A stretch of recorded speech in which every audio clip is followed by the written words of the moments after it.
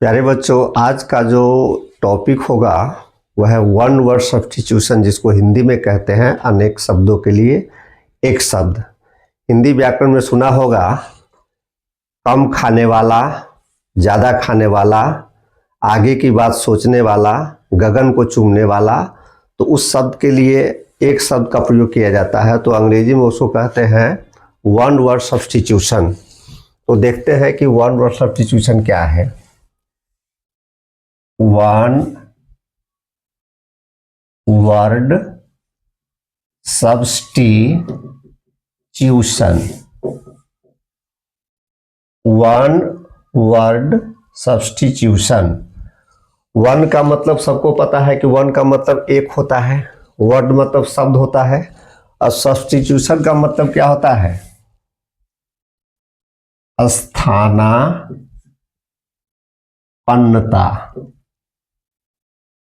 यह वर्ड जो है सब्स्टिट्यूशन, सब्स्टिट्यूट से बना है।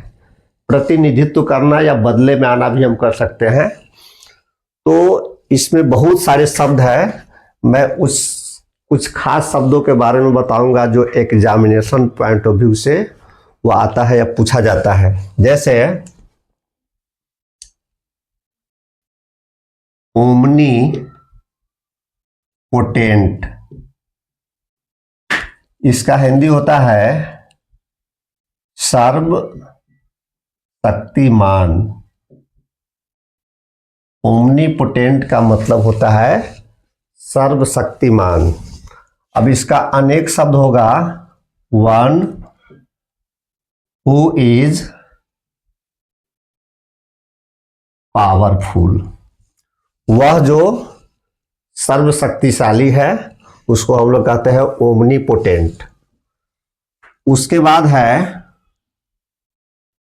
ओमनी प्रेजेंट, इसका हिंदी होता है सर्वव्यापी।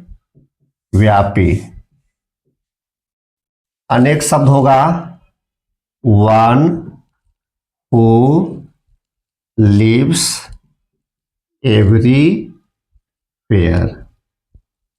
कहते हैं ना कि प्रकृति के कंकर कंकर में शंकर है, यानी ईश्वर सभी जगह विराजमान है।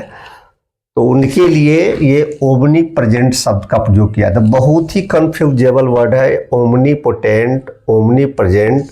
अब एक वर्ड है ओमनीसिएंट, OMNISCIENT,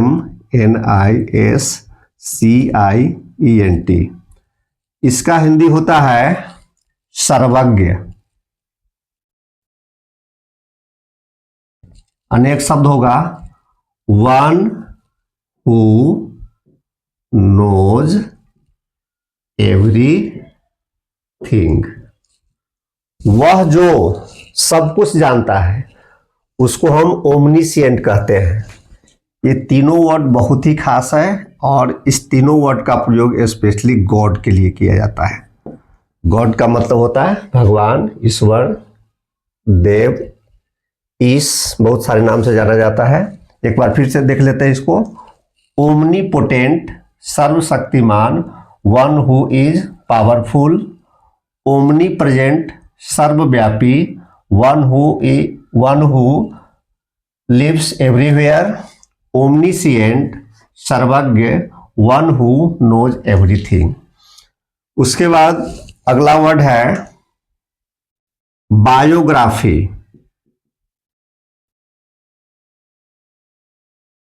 इसका हिंदी होता है जीवन चरित्र।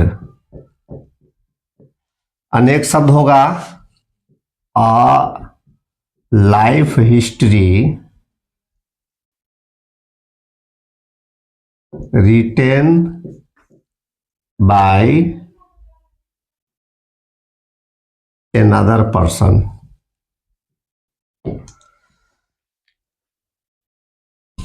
जीवन का इतिहास जो दूसरे व्यक्ति के द्वारा लिखा जाता है उसे हम लोग बायोग्राफी कहते हैं। क्योंकि ये बायोग्राफी दो वर्ड से मिलकर बना है, बायो और ग्राफी। बायो माने होता है जीवन, ग्राफी माने डिस्क्रिप्शन, यानी जीवन का डिस्क्रिप्शन। उसके बाद है ऑटोबायोग्राफी। Auto biography biography. इसका हिंदी होता है आत्मकथा। अनेक शब्द होगा, a life history written by himself और हरसेल्फ। एक जीवन का इतिहास जो किसी के द्वारा, खुद के द्वारा लिखा जाता है। हिमसेल्फ मतलब किसी पुरुष के द्वारा या हरसेल्फ किसी स्त्री के द्वारा। ये रिफ्लेक्सिव प्रोनाउन है, हिमसेल्फ और हरसेल्फ। तो जब कोई भी आत्मकथा, कोई भी जीवन चरित्र खुद के द्वारा लिखा जाता है तो उसको ऑटोबायोग्राफी कहते हैं, और दूसरे के द्वारा लिखा जाता है तो उसको हम बायोग्राफी कहते हैं। ये ऑटो का मतलब होता है सेल्फ, बायो का मतलब होता है जीवन, ग्राफी का मतलब होता है डिस्क्रिप्शन। इसमें 3 वर्ड है, ऑटो है, बायो है और ग्राफी है। उसके बाद है बायोलॉजी। बायोलॉजी इसका हिंदी सबको पता है, जीव विज्ञान।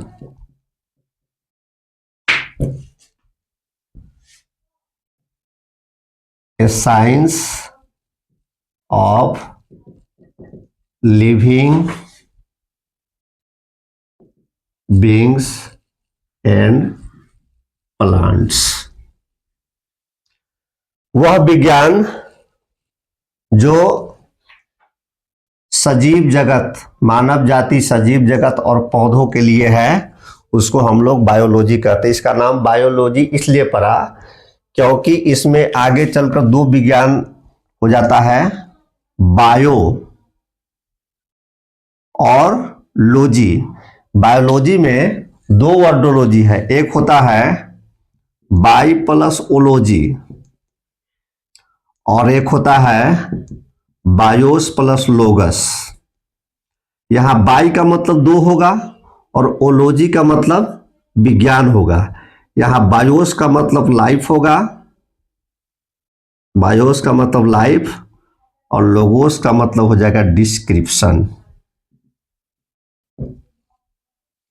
जिसमें हम जीवन के वर्णन के बारे में चर्चा करते हैं, उसे हम लोग कहते हैं बायोलॉजी।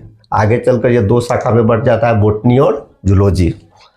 उसके बाद है एपियरी, APIARY।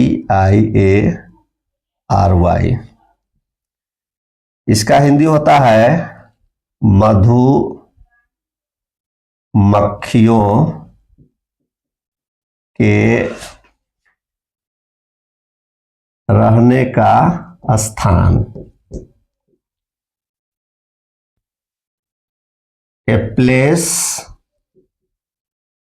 कीपिंग ऑफ बीज। वह स्थान जहां मधुमक्खियों को रखा जाता है उसको एपियरी कहते हैं। फिर से समझते हैं, एपियरी मधुमक्खियों के रहने का स्थान। अ प्लेस कीपिंग ऑफ बीज, वह स्थान जहां मधुमक्खियों को रखा जाता है, एपियरी कहलाता है। इसी से रिलेटेड वर्ड है एवियरी, AVIARY। इसको हिंदी में कहते हैं पक्षीशाला।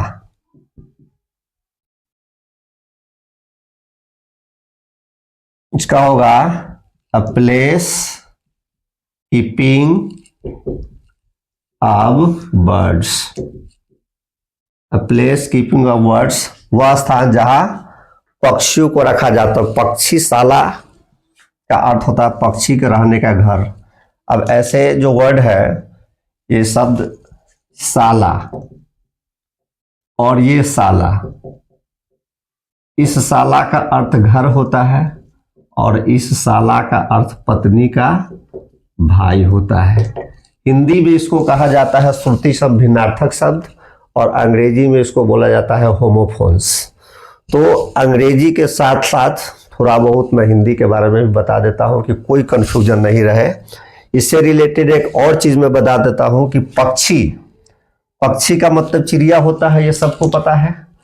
पक्षी पुल्लिंग है और चिड़िया स्त्रीलिंग है। अगर परीक्षा में लिखा हुआ रहे क्वेश्चन में कि पक्षी से वाक्य बनाना है तो हम लिखेंगे पक्षी उड़ते हैं, और चिड़िया लिखा हुआ रहेगा तो हम लिखेंगे कि चिड़िया उड़ती है। दोनों एक ही शब्द, दोनों पर्यायवाची शब्द है, लेकिन पक्षी पुल्लिंग है, पक्षी उड़ते हैं, चिड़िया स्त्रीलिंग है, चिड़िया उड़ती है। तो आज के वीडियो में इतना ही, धन्यवाद।